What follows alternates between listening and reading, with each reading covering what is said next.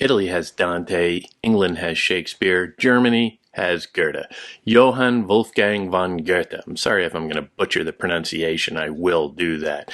But he is a titanic figure in German literature, in European literature, in world literature broadly. He was a novelist, he was a poet, a playwright, he directed theater, he was a literary critic, he was a polymath in just about every definition of the term. The scope of his career is nothing short of breathtaking.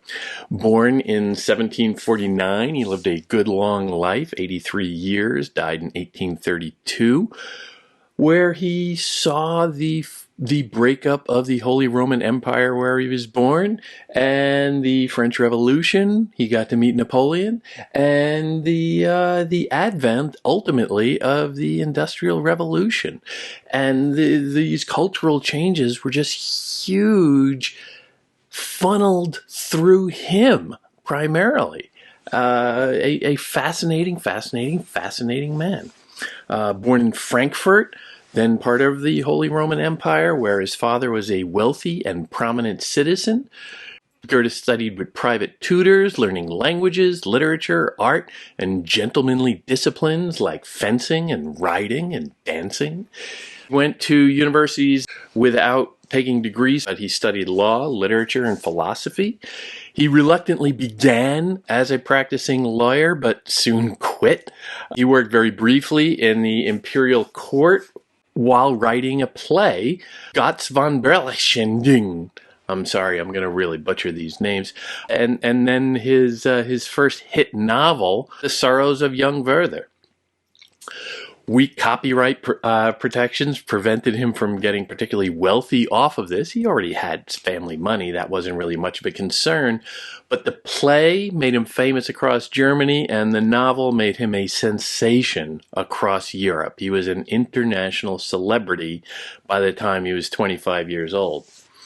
And then in 1775, a big year for him, he parlayed his growing fame into a role serving in the provincial court of the Duke of Weimar. Goethe lived there for the rest of his life, operating from this safe little job, let's say, where he had great freedom and a remarkable patron. He used that position to exercise a great variety of his skills. He worked in cultural, administrative, and military capacities while serving in the local royal government. And he was even ennobled in 1782, hence the von in his name. From this seat, he started his most serious writing. Goethe traveled in Italy from 1786 to 1788. This discovered in him a passion for ancient Greek and Roman cultures. And during that time and shortly thereafter, he wrote a poetry collection called Roman Elegies. In 1794, he met and befriended the playwright and author Friedrich Schiller, a remarkably important relationship for both men and for the whole tradition of German culture. Goethe was often in and out of love, let's say. He married in 1806. He and his wife Christiane had several children before and after their wedding, but only one survived to adulthood, and Goethe's line died out the generation after. Now, given his contributions to poetry, fiction, drama, literary theory, philosophy, his governmental work, his scientific research, particularly in his theory of colors, even as a figure of nationalistic cultural pride that helped spur German unification, Goethe represents and comprises an extraordinary scope of genius. Goethe was the principal figure in the German artistic movement known as the Sturm und Drang, or Storm and Stress, or Thrust movement. Here, art breaks away from reason and moderation and embraces passion and intense individual experience. Cool objectivity gives way to often violent subjectivity and immediacy. This is the precursor to what comes to Europe as Romanticism. His trip to Italy helped inspire the movement known as Weimar Classicism, a distinct neoclassicism within German aesthetics that tried to bridge the gap between Enlightenment and Romantic art. And he was an early advocate for so-called Weltliteratur, or world literature, that ignored nationalistic boundaries and promoted non-European thought and literature to a continent almost completely ignorant of its existence.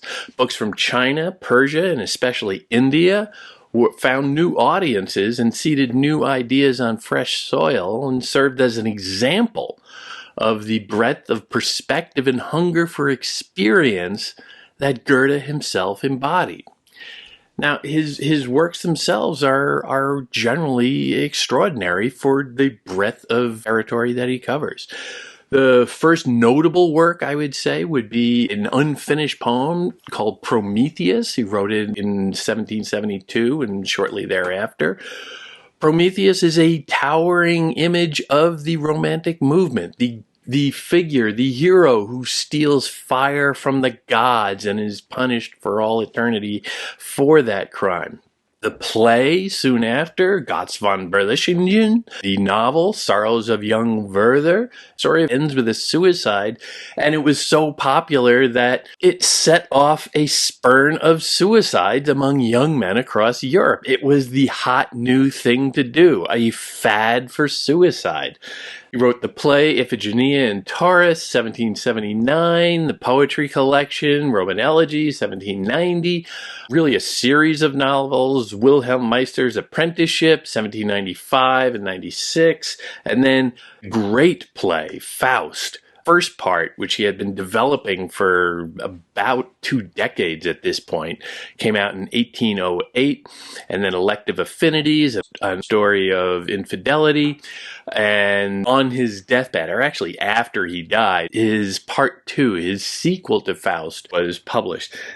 It's another play, but it's really not meant to be staged. It's a rather enormous play that defies all boundaries of stagecraft and makes it really difficult and kind of expensive. It's difficult to find elephants on stage these days, but he was writing it. So in Goethe, when you're reading Goethe, you have to look for certain things. Number one, passion. Throw out the staid decorum of Enlightenment reason worship. It is over. Power. Characters are often overcome by a will to dominate, or at least they are overcome by power, or they seek to attain it. It is an impulse that is primal. This gives some hint as to his portrayal of dark humanity. Animal instincts drive people beyond the polite bounds of society, and this also reflects upon another theme of individualism. Characters aren't types or versions of every man like you saw in so many other earlier works. These new characters hold the spotlight and are presented in their peculiarity and often their oppositional distinction within the group. Part of this shows an instinct for introversion, the inner life of human beings, not just their social interactions, is where the real drama resides. This also, you could say, feeds into a sense of cosmopolitanism, where the individual is taking in the world around them and coalescing it into something quite extraordinary and unique within that person. And think about it, from this very small town of Weimar, Goethe trafficked in an extraordinary scope of thought and culture. And also formal sophistication. Despite his proto-romantic themes of nature and rusticism, Goethe produced highly crafted and structurally complex works of art. Goethe's genius was so encompassing, so universal, that some historians refer to that period of the late 18th and early 19th centuries as die Goethezeit, The Age of Goethe.